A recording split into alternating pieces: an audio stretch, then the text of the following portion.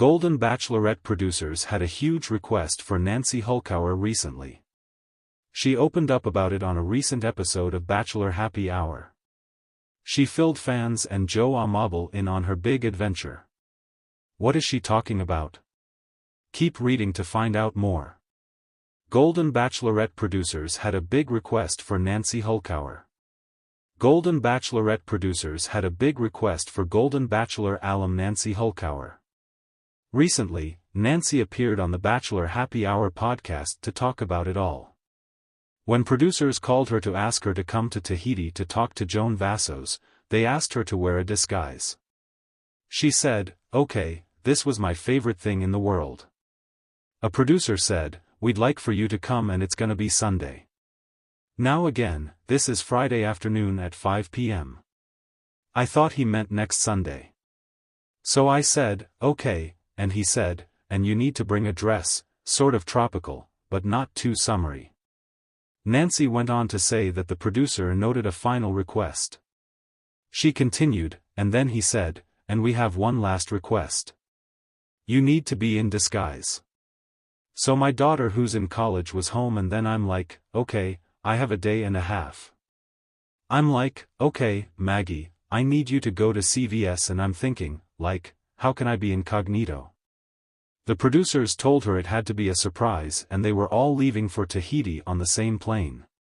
So, she had to really be sneaky.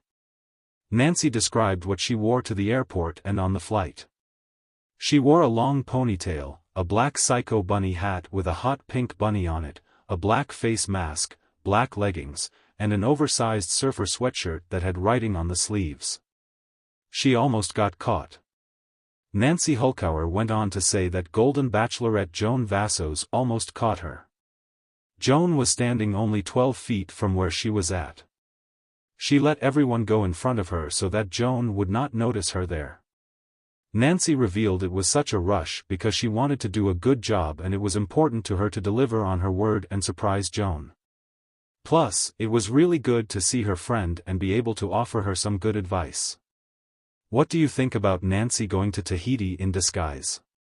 Stay tuned for more updates. In the world of reality television, casting for a show like The Golden Bachelorette is an artful process, often full of surprises and challenges. The producers had long wanted to create a season featuring a mature woman looking for love, someone who could bring elegance, experience, and a genuine desire for connection to the screen. And when Nancy Hulkower, a retired attorney from Chicago, walked into their casting session, they knew they had found the spark they'd been searching for. However, their request of her wasn't simple. They wanted her to lead with a vulnerability that could expose her deepest emotions to the world. Nancy, a widow in her late 60s with a sparkling wit and an infectious laugh, was initially drawn to the opportunity to become the Golden Bachelorette for reasons different from most. She had raised 2 children, built a successful career, and had a marriage that had been the love of her life until she lost her husband to illness a decade earlier. Though she had been independent and content, Nancy had realized in recent years that she was ready for a new adventure, and maybe even a new love. The producers sat her down in her first on-camera interview, eager to capture her story, but they had a unique and daring request that was not typically asked of a show's lead. They wanted her to bring all of herself into this journey, to show not just the excitement of dating but also the heartbreak she had endured. Nancy was taken aback. "We'd love for you to talk about your late husband, if you're comfortable," one producer said gently. "We think it's important that viewers see your whole story, Nancy, not just the part that's ready to love again but the part that once loved deeply." At first, Nancy was hesitant. Discussing her husband, Jeffrey, was still an emotional subject. She cherished the memories they had created, but opening up about him to the world seemed vulnerable in a way she hadn't prepared for. The thought of discussing those intimate details was daunting. "Why do you want me to go there?" she asked, curious but cautious. She wasn't one to expose her soul lightly. The lead producer, Karen, looked at Nancy thoughtfully and replied, "Because you're a symbol of resilience and joy after loss. That's what so many women want to see." They need to know that life can give us a second chance, but they also need to know that it's okay to keep loving the people we've lost. Nancy knew Karen's words were meant to comfort her, but they also stirred something deep within her. She thought of all the women out there who had loved, lost, and wondered if they could ever open their hearts again. This show could be a rare opportunity to reach them, to show them that it was possible to honor one love and still embrace another. Nancy felt a twinge of duty, but she also felt the weight of responsibility. The day the producers asked Nancy to shoot the introductory scene, she found herself in front of the camera in her Chicago home. The scene was meant to capture her in her element, a strong, vibrant woman with a past, a woman ready to embrace the unknown. She thought back to the moments she shared with Jeffrey, how he'd have supported her in taking on a challenge like this. As she spoke about Jeffrey, Nancy's voice softened. She told the story of their meeting at a charity event, the shy smile he'd given her, the way he'd asked her out with a bashful nervousness she found endearing.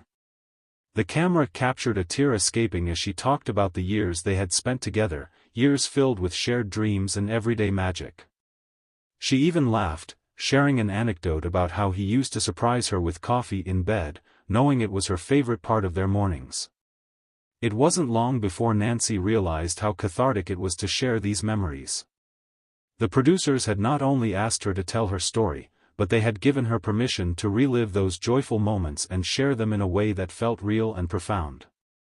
The vulnerability wasn't easy, but it was transformative. When the cameras rolled on, capturing every nuance of her expression, she felt Jeffrey's presence, as if he were there cheering her on. After a few weeks of filming, Nancy found herself settling into her role with more ease. But as she met the contestants, she noticed how much she still compared them to Jeffrey, despite her best efforts not to. She'd chuckle to herself, thinking, Jeffrey would have been mortified by that guy's dancing, or Jeffrey would have loved how this one recites poetry. It was a delicate dance, honoring her past without letting it overshadow her present. The producers noticed her hesitations and gently guided her, reminding her that it was okay to let go, even if it was just for a moment. They'd assured her that the audience would connect with her authenticity, her laughter, and even her tears. It was Karen who often reminded Nancy, it's okay if they don't measure up to Jeffrey. No one will. Just focus on being in the moment. As Nancy spent more time with the contestants, a few began to stand out. There was Daniel, a retired architect with a gentle smile, and Ted,